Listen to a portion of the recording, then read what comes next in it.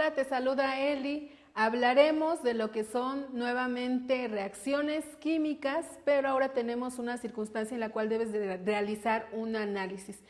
¿Nunca te ha ocurrido que pasa un suceso o algo ocurre y de repente dices, quisiera regresar el tiempo? A muchos de nosotros nos ha ocurrido, ¿cierto? Pues en la química sucede algo similar cuando se ha realizado un procedimiento y veamos qué tan viable es el que se pueda volver a evitar o bien se pueda revertir o ya no se pueda revertir. Hay situaciones en las cuales sí podemos actuar y pueden ser reversibles y hay situaciones en las cuales ya no podemos tener ninguna injerencia y entonces estas se vuelven irreversibles.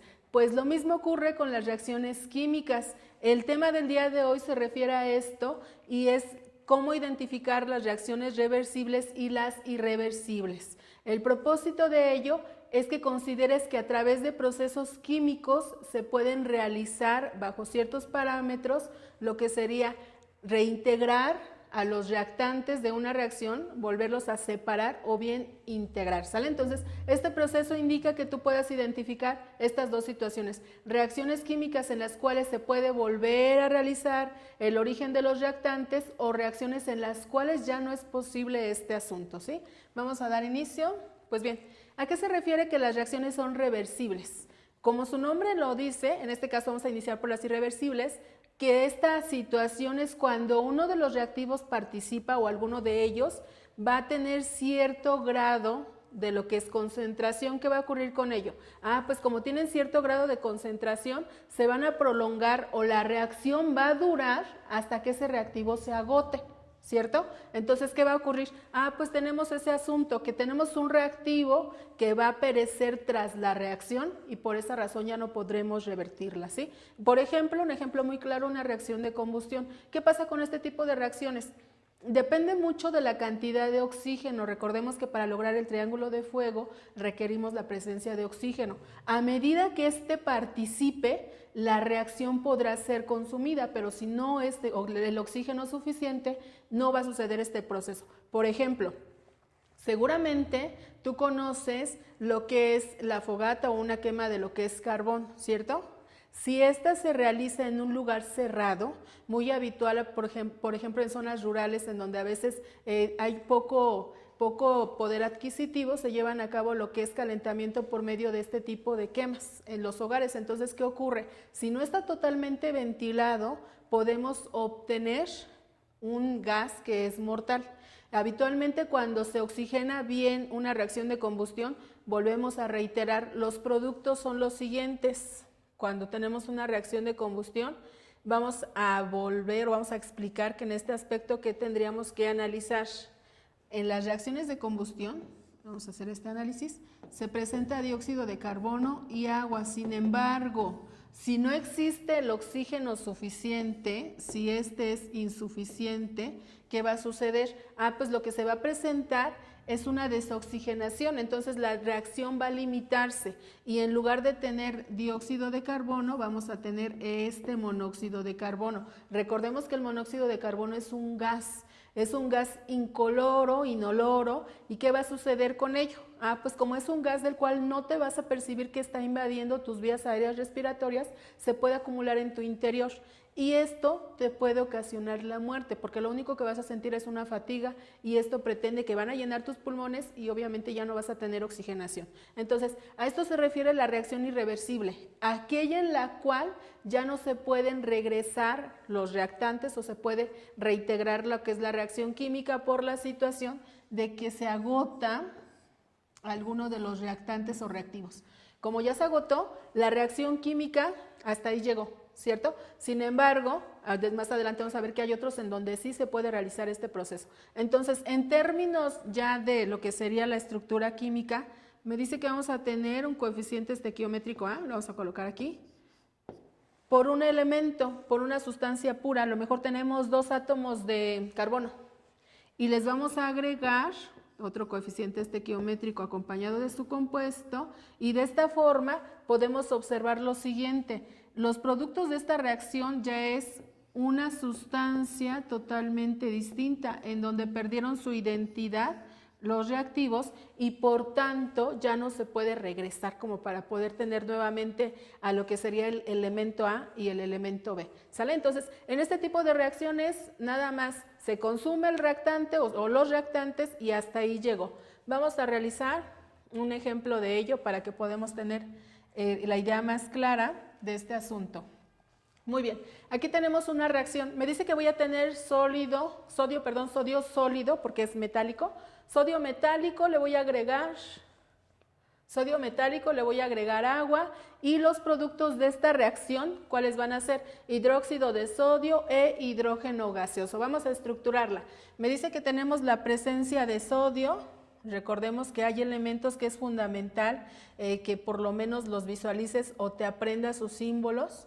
Entonces me dice, tenemos sodio y sabemos que es sólido, es metálico, y le vamos a agregar agua, y dice para obtener, es decir, se va a presentar la reacción, para obtener hidróxido de sodio con hidrógeno gaseoso, ¿sale? Entonces, atención a este asunto. Aquí va a ser acuoso.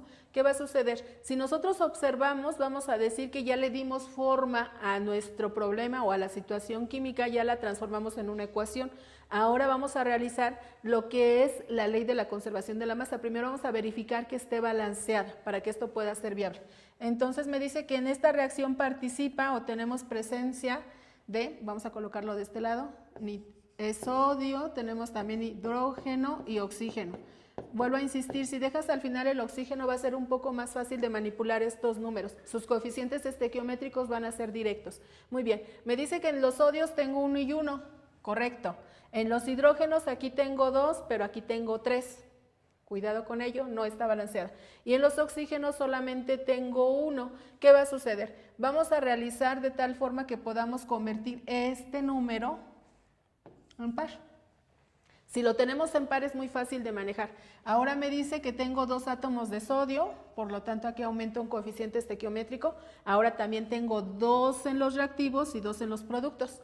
Vamos a ver qué pasó con el hidrógeno. Tengo aquí 2 átomos, pero aquí tengo 2 por 1, 2. Y estos 2 tengo 4, ¿cierto? Entonces aquí requiero un 2 para que 2 por 2 sean 4. Ahora tenemos 4 en reactivos y 4 en productos. Vamos a ver qué ocurrió con el oxígeno. Si es correcto nuestro balance, tendría que ser casi directo el asunto de contar los átomos de oxígeno. De este lado tengo 2 por 1, 2 y de este lado 2 por 1, 2. Prácticamente quedó balanceada la ecuación, ¿cierto? Ahora, lo interesante de este asunto es visualizar por qué pertenece a un tipo de reacción irreversible. Atendamos a lo siguiente. Al inicio yo tengo la presencia de sodio, ¿cierto? Después me menciona que tengo la presencia de 2 moléculas de agua, aquí están. Entonces me dice que este sería lo que agregamos. Sin embargo, si observo en qué se transformaron después de que la reacción se presentó, me dice que ahora tengo hidróxido de sodio. Este hidróxido de sodio seguramente tú lo conoces, pero probablemente no con ese nombre. ¿Quién es el hidróxido de sodio? Ah, pues es nada más y nada menos que la sosa cáustica, que frecuentemente se utiliza en lo que es el lavado de las situaciones metálicas, cuando se les acumula alguna sustancia que es muy pero muy difícil de quitar, cuando se les adhiere por completo, esta sustancia, el hidróxido de sodio, se le coloca y la desgasta, tiende a desgastar o a corroer ese tipo de sustancias, ¿sale? Existen varios productos, sobre todo en la limpieza, vamos a tener ahí una incidencia muy marcada por parte de lo que son los hidróxidos dentro de lo que sería limpiadores. Aquí sucede esta situación, la sosa cáustica generalmente se ocupa para ese asunto, ¿sale? Y en el caso del hidrógeno, el hidrógeno se convierte en una molécula diatómica de origen gaseoso, es un gas. Entonces prácticamente ya generé otro compuesto totalmente distinto. Si tú tienes la oportunidad de adquirir sosa cáustica, te darás cuenta que habitualmente la tenemos en 2 presentaciones, una especie de pasta amarilla y una especie de hojuelas color blanco, ¿cierto? Entonces, si la identificas, te podrás dar cuenta que ya no tiene absolutamente ninguna similitud con los anteriores. No es como el metal sodio que ya mencionábamos, pertenece al grupo 1, es un metal de origen blando. Entonces, ¿qué va a ocurrir? Como es un metal blando, prácticamente estamos hablando que este tipo de metal puede ser muy fácil de manipular, es muy maleable, muy dúctil. Entonces, este sodio, ¿qué le va a ocurrir? Ya no es igual a lo que tenemos ahora en el producto, ya no se puede regresar porque sería imposible ahí tener la idea de transformar ahora un producto que habitualmente utilizas para la limpieza, transformarlo en un metal que fue con anterioridad, ¿cierto? ¿Y qué pasa con el agua? Pues el agua, como el oxígeno fue cedido al sodio, entonces el agua dejó de existir y se transforma a lo que es el oxígeno aquí y a lo que sería el hidrógeno gaseoso.